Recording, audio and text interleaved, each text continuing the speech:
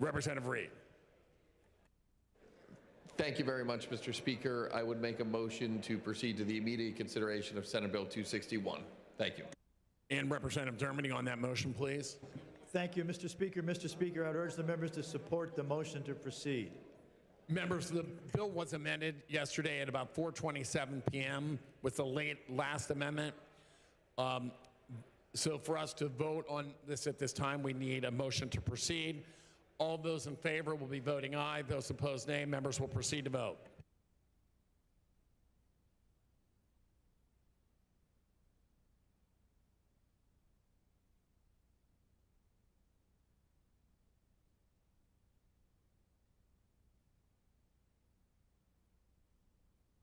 Have all the members voted? Have all the members voted?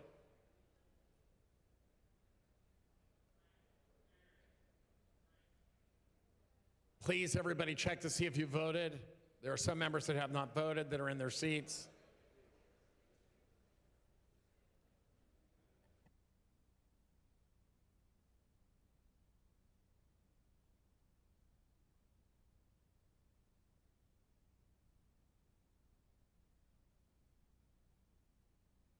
The clerk will record the vote. The yeas are 181, the nays are 13. The motion to proceed passes. At this time, we're going to take up Senate Bill 261, printer number 2003 on Supplemental B House calendar. All those in favor will be voting aye. Those opposed, nay. Members will proceed to vote.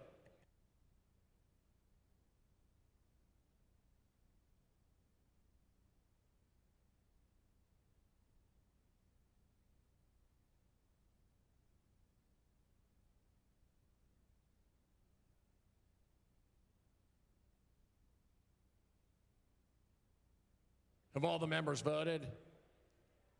Have all the members voted? There are some members that have not yet voted.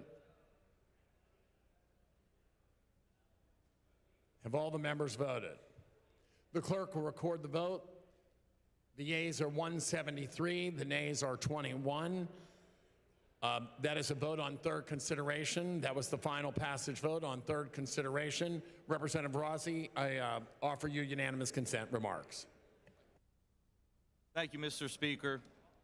I want to thank the members for standing with victims of childhood sexual abuse. This is a great day for Pennsylvania, a good start. I know some of you had concerns about maybe what the Senate would do, but if the Senate decides to jump off the Harvey Taylor Bridge, that's their decision. What we can go home and say is that we did the right thing in the House of Representatives for the victims today. We passed this bill that will put Pennsylvania to the very top in the United States in protecting our children. And if you had the time to read the grand jury report and understand how disgusting and egregious and heinous as it is, I've had so many people reach out to me and tell me that they could only read parts of it. And the people who live out in Pittsburgh should really question their leadership out there when you hear stories about boys wearing gold crosses around their neck so they could be easily identified by other priests, so they could be abused. If we don't stand up and be the voice for the voiceless, then why are we here?